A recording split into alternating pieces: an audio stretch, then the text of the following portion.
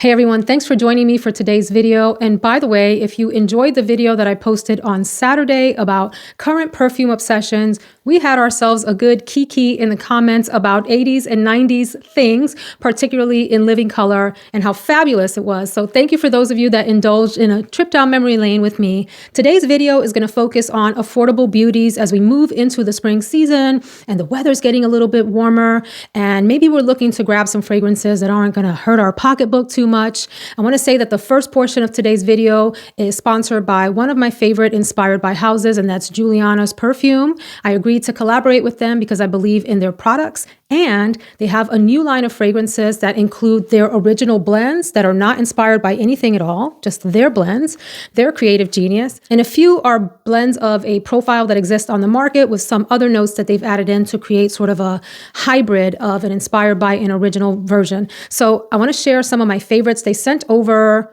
oh my goodness, I think it was 14 different fragrances. I have 5 that I want to feature in this video, and then 2 of their newer releases that they asked me to share my thoughts on.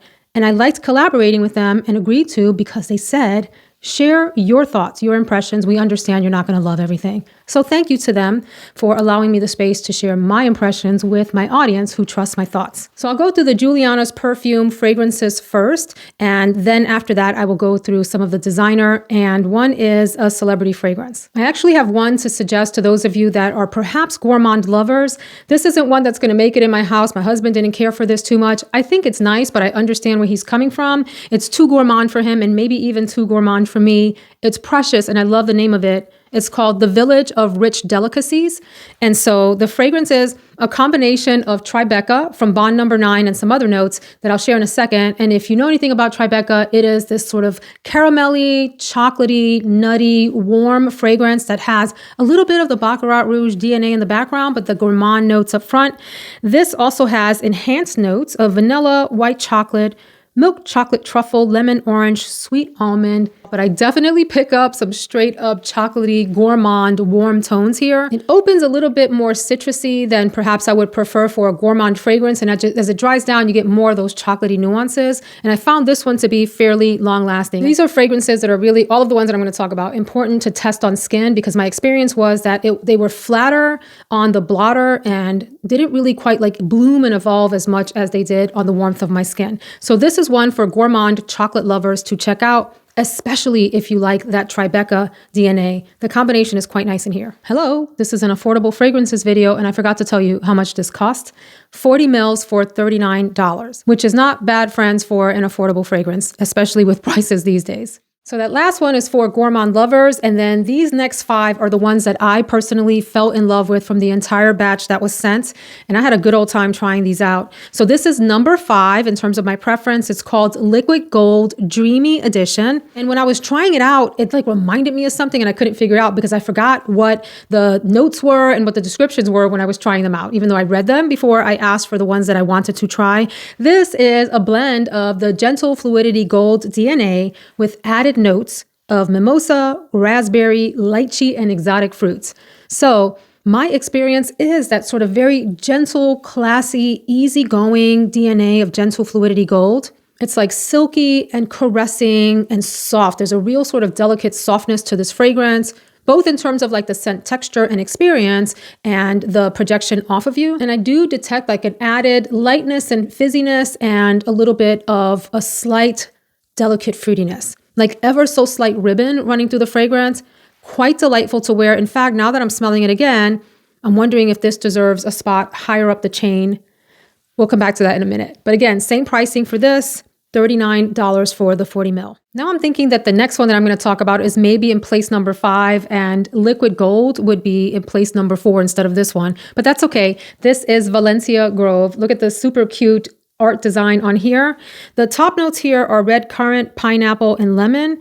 And then as the fragrance progresses, you get some florals and fruity notes, jasmine, rose, strawberry, lily of the valley, and then a gourmet woody note in the base. I don't know exactly what that means, but this was one that I had some challenges with at first. When I sprayed it and tried it out, I thought, oh, there's something like a little too melon direction for me, like melon that had maybe over ripened. It was soft. And so the top and the opening of this is not necessarily my favorite of the bunch. It's not off-putting in any way, but it maybe wasn't my particular sort of scent profile preference. And like, who am I kidding? I like so many different kinds of fragrances, right? What the heck does that even mean?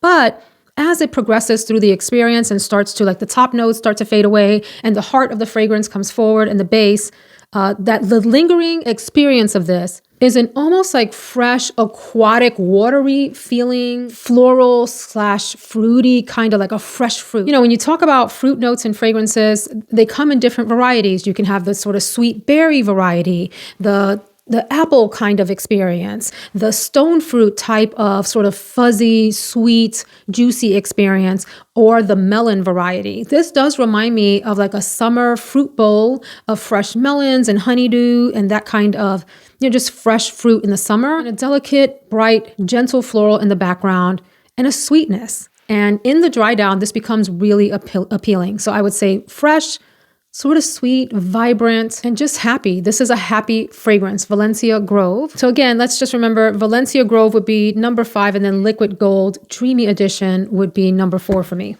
I do want to mention that all of the Juliana's perfume fragrances are extrait concentrations, which just means that there is a higher percentage of oil, like fragrance oils or materials in the blend than like a parfum concentration, than any of the other kinds of concentration, eau de parfum, eau de toilette, etc.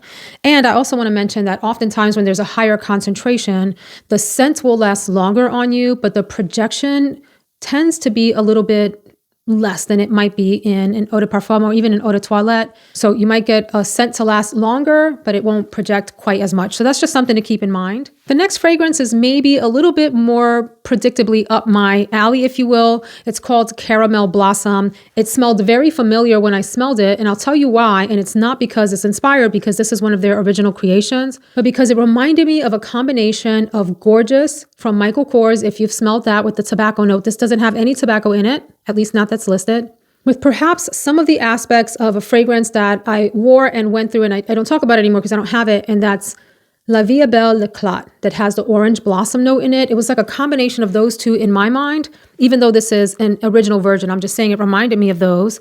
So the top notes here are apple, red currant, and pear. And it's the middle of this that really captivated me and came through the most. Jasmine and orange blossom are prominent for me. There's also peach. I don't pick up a whole lot of that. And then a caramel musky base. So I really enjoy this. It almost has a base of like the same kind of musk that's used in Juliet Has a Gun perfumes. It reminds me kind of that same sort of gentle, fresh but cozy musk. This is sweet. The orange blossom is prominent here. And if you are not familiar with orange blossom, it is a floral smell, but almost like a honeyed, sweet, floral, just like beautiful, beautiful, heavenly, womanly, very, very feminine scent. And then some nice florals. This is very pleasant and I think very easy wearing for those of you that are comfortable with florals that are a little bit heavier, more dense, and a little bit more mature. This is quite beautiful. So the next two fragrances, the number 2 and the number 1 slot, and then I want to talk about 2 of their other creations. This number 2 and number 1 touch my soul. And this next one actually has the word soul in the name. I didn't notice that. So I tried this on one day, like on skin before I showered, and just let it hang out with me for about an hour. And I kept smelling this wonderfulness in the air and noticed it was this fragrance. So this is number 2 and it's called Soulful Dawn. Soulful Dawn. Love the sort of desert-esque. I just thought about something. If you watch me on my other channel, you know that I have this obsession with the new Dune 1 and Dune 2 movies with Timothée Chalamet and Zendaya. And this reminds me of the set of Dune 2, like very, very much so. Wow. So anyway, I hadn't put that association together. This makes me happy. Soulful Dawn. Notes that stand out to me here, like a pear, lychee, almost citrusy combination at the top of the fragrance. It's bergamot. That's the sort of citric aspect of it. There's a magnolia middle with passion fruit. If there's passion fruit here, it's like a background player. I feel like I pick up more of a white floral and fruity nuance here, like a fresh fruit. Pear is a very fresh fruit to me in terms of like the smell of pear. And then amber and tonka being in the base. The result is this very warm, enveloping fragrance that lends itself to sort of a reflective atmosphere. I love that about it. I find it both fresh uplifting and warm at the same time, and an easy wear. I feel like this is one of those easy reach fragrances that would be like a day-to-day staple. If you know you want it to smell feminine, pretty, inviting, and inoffensive to anyone. Beautiful choice, Soulful Dawn. And then my number one choice, the one that made my toes curl and my eyes roll back in my head in ecstasy because it was so amazing. Like masterpiece status. This is like a fantastic creation. Miss Fuchsia. This is a combination, like a hybrid of the scent profile of Princess by Kilian and Oriana by Parfums de Marly. Oh my God, they nailed it and like brought out the best of those two fragrances. I'll tell you what else this reminded me of. And obviously it's not intentional, but it really harkened me back to 100 Silent Ways and the beauty of that fragrance. This feels, and it's the base notes here that stand out to me: vanilla, sweet musk, and ambrette. And so, of course, there's ginger, green tea, and some citruses as well. This is just the perfect combination of those two fragrances, and maybe one that I will reach for more than all the rest. The others that I mentioned are gorgeous as well, but this one, oh my gosh, if this fragrance were in a different bottle, I would tell them they could charge $300 and get away with it easily because it's that freaking good. Beautiful, feminine, sweet, has a powdery touch to it. It sort of has like the DNA of 100 Silent Ways, that like beautiful vanilla powderiness to it. And then that gorgeous, delicate tea note. The citruses play so well in here. The citruses like tickle your nose and brighten the fragrance. It is gorgeous. I can't stop sniffing this one. This is the one, Miss Fuchsia. She wins slot number 1. And there are 2 other original blends that they're trying to get the word out about and ask me to review them. And of course, I'm always happy to and give you my thoughts. Vanilla Praline Muse. So this is an exclusive blend of theirs: caramel, praline, and vanilla absolute. This actually reminds me quite a bit of TriBeCa, even though it's not intended to. It has some of those same sort of gourmet, I was going to say gourmet. Am I hungry? Is it time for dinner? Gourmand aspects. And although musk is not listed as a note, it has sort of this fluffy, musky quality to it. I think vanilla Praline Muse would appeal to the same people that probably enjoyed the Village of Rich Delicacies. This one is more on the chocolate end. The vanilla Praline Muse is more on like the caramelly praline. It almost has like a salty quality to it. It's quite nice. Is it my favorite? No, but as I mentioned, I am not the biggest gourmand lover. There are some that I enjoy, but I do think that gourmand lovers should check this fragrance out. And then the second one they wanted me to chat with you about is Starlit Halo. I'm so on this one. I think there are people that would probably enjoy this and others that would pass it by.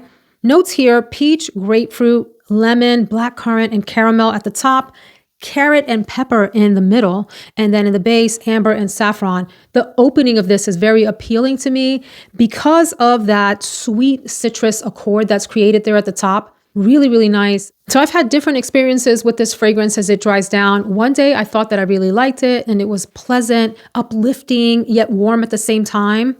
And then another day I felt like I wasn't quite sure what I was sniffing, and I had a hard time like mentally making sense of what I was sniffing here. So those are my thoughts on the Juliana's perfume ones that I wanted to talk about and that I was asked to share my thoughts on. So thank you again to our friends over at Juliana's Perfumes for sponsoring the first part of the video and collaborating with me. I enjoyed it. Really super nice people is what I will say.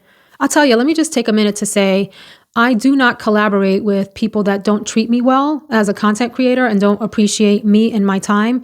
And I give people the same respect that they give me. And so when people reach out to me, if they reach out to me respectfully, in a collaborative fashion, understand that I'm going to be putting my time and energy into reviewing their products, I am more than happy to chat with them, especially if it's something that I feel like my audience wants to know about. That's important too, right? I'm not going to bring you things I think you aren't interested in hearing about.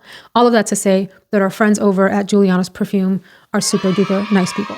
So for the next portion of the video, a few of these are still sold at retail price on retail sites, but they've made their way over to the gray market and are well under $100, I think, for all of these. And so that's why I wanted to share them in this video. And I think they're fabulous and they're for different people, different profiles. I want to start off with one that I don't know that I've talked about on my channel, maybe one time in the past. And I don't remember if I wore it in February and put it in that fragrance award video or if I wore it in March and you'll see it in the March awards. But anyway, this is from Burberry and it's called My Burberry Blush. Boy, that's a mouthful. My Burberry Blush. Tongue twister. Love the little pinky nudie bow on here. the effect on the cap, and it's a very sort of substantial, weighty bottle. I love the sort of gold print on here. This you can find pretty affordably. I'm going to link all of these fragrances down below, and I will try to find you the best price on the market right now. This here, I'm looking on the Sephora site, and it's calling out the keynotes as pomegranate, rose, and jasmine. I would say this is a quintessential pretty girl spring fragrance. It has a little bit of tartness and maybe even like a tiny sour aspect to it, but definitely this floral, bright, very likable heart. I do believe there's some musk and maybe a little bit of woodiness in the base of the fragrance. So if you're averse to musk or tones that smell like musk, you may dislike this. But for those of you that enjoy fragrances like L'Impératrice, especially the new one, is it Royale? I've already forgotten the name of the new version, or any fragrances that have other maybe tart notes. This is a very pretty, sort of like effervescent, musky fragrance for spring with lots and lots of femininity to it and a very sort of easy wear. It's hard for me to shut up about this next fragrance because I enjoy wearing it and I get compliments when I do wear it. And it's interesting. It's a fragrance that when I first sampled it, I was like, that's okay. And then I wore it out and got compliments and I was like, oh, smell good. You and I are going to be friends. This is called Pear Ink from Juliet Has a Gun. Primary notes are a really sort of crisp pear, like a pear that hasn't ripened up. It's on the crisp end of things where you crunch into it, you're literally crunching in, not the mushy pear. So not super sweet, but very fresh. And it's got a fresh, light musk and ambroxan. So for those of you that are averse to ambroxan, not for you. If you don't mind the tone of ambroxan, maybe woodiness that ambroxan gives, you might enjoy this. And it's a crowd pleaser. It's fresh, it's vibrant, it's projecting. If you've tried Another 13 by Le Labo, it's in that family, except the pear here, the fruitiness in here is very sort of projecting, very crisp, fresh pear, like a perfumey, fresh pear. Beautiful fragrance. Love this for spring and for work events too. Maybe one of the happiest perfumes for spring. And oh my God, I love the color of this bottle. Good Girl Blush. This is so pretty, both the bottle, and I know some folks don't like the shoes. I'm sorry for you. I think they're really kitschy and cute. And this is one of my favorite colors at the time. In fact, I was trying to match my nudie nail color, not to this, but to that sort of general pinky nudie tone. Gosh, I love this in so many ways, and I've grown to love it even more than when I first purchased it. I liked it then, and I just love it, love it, love it now. The notes in this fragrance just capture me. It has a vanillic base, and I believe there's some musk in the base as well, at least that I can detect, and maybe a little bit of woodiness as well. And in the middle, Sephora is telling me that the middle note is ylang-ylang, but I'm going to tell you what, to me, it smells like a fresh peony with a little bit of rose added into that. And there's a mandarin note at the top. So it's got this bright, very fresh citrusy nature to it, along with the floral. And it's all grounded by this very gorgeous, easy wear, mass appeal vanilla base to it. I think this is probably one of my favorite releases from this house. Beautiful scent, long-lasting, crowd-pleasing. People will enjoy it around you. There hasn't been a day that I've worn this that either the people in my house or out in public, if I'm standing close to someone, of course, that they haven't commented on, like, what are you wearing? That is very, very pretty. Fantastic fragrance. I just had an epiphany about the next fragrance and what it reminds me of, and now I understand the association and why I like them both so much. This is Narciso Rodriguez Musk Nude for her. There are a lot in this line, so be sure you know what it is that you're getting. This one is the Musk Nude. There are 4 or 5 that look like this in these similar kinds of bottles. This is the more opaque and yet kind of cloudy, pinky bottle, like see-through. And what a lovely fragrance.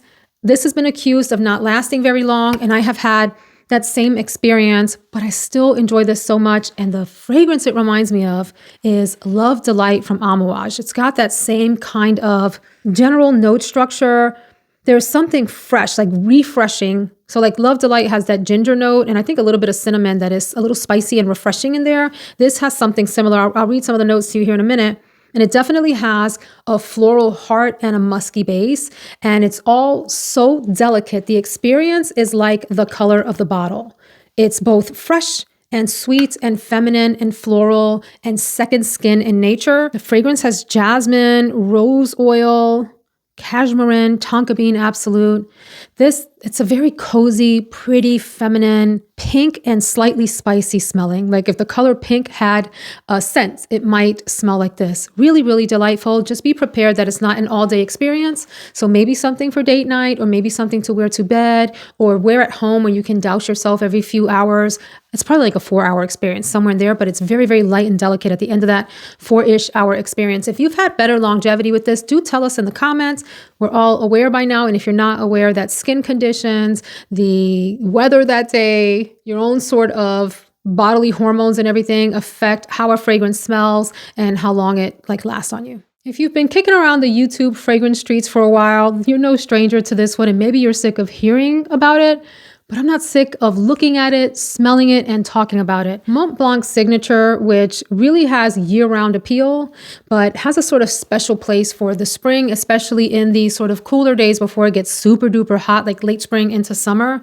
Very clean, fluffy, pillowy, like cloud-like musk in here, lovely vanilla, and then clementine, I believe, is the citrusy note in here. So it's not a tart citrus, it's a sort of fresh, ethereal, whimsical kind of citrus, almost like marshmallow in texture. I don't think it's a marshmallow taste, but if you think of the texture, the squishiness of marshmallow, the fluffiness of a really soft pillow, or if you imagine touching a cloud, which probably wouldn't feel like anything because cloud is just like condensed moisture in the air, right? But just like an imaginary version of cotton. Like if you think about the squishiness of cotton, something like that, that's the way the musk plays in here. It's sweet, it's enveloping, inviting, a very sort of happy, citrus, fluffy, musky fragrance. I think for those of you that don't want to purchase musk therapy from Initio because you just can't get down with that price tag, this is an affordable option that is in the same family. They're not identical, but they're close enough that this kind of scratches a similar itch as that one.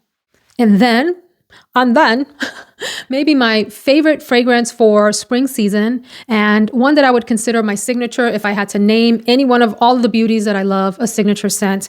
And this is a little bit of a jacked up bottle, excuse me. This is still by Jennifer Lopez. I mean, a perfumer made it for her, but it's her fragrance line. I happen to have several bottles of this. I have decanted another bottle into like an Amazon bottle that I bought because the atomizer was acting weird on that bottle. This one, I ripped off the little, there's an engagement ring or something that comes around the neck of it. And I have a few backups of this. I have been through bottle after bottle after bottle of this. Those of you that have purchased this on my recommendation or someone else's recommendation generally liked it. I think I've heard of maybe 1 or 2 out of, 100 people that have reported back that they've tried this, that they didn't like it. All of the other people enjoyed the simplicity. This is a very simpleton fragrance. Nothing complex. This is not a Picasso painting in a fragrance bottle. This is a very easygoing daily wear fragrance.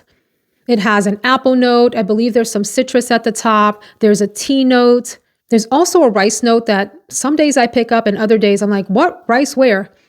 A really sort of fresh, floral, almost like clean smelling middle. This is floral and clean at the same time. And then there's a sandalwoody base to it. And it's uplifting, it's fresh, it's all occasion. You can wear this anywhere for any reason. And it's kind of crowd pleasing. If I've gotten compliments on any fragrance the most, I would say it's this little simple number. And it's officially available out on a number of discount sites for in the $20 range. So I can't say enough good things about this for just an easy reach, easy wear, no nonsense, no fuss, no muss, never gonna do you wrong kind of perfume. Still love this. So friends, I'd love to hear your thoughts both on the Juliana's perfume releases. Congratulations to them on their new collection. Definitely check out some of the ones I mentioned. And if you do nothing else, check out Miss Fuchsia. Fan-freaking-tastic. And I'd love to hear your thoughts on the other choices that I shared. Everything's linked down in the description box if you're interested in shopping through there. Thanks so much for hanging out. I'll see you in the next video, hopefully on Friday for the So Avant-Garde sale. Take care.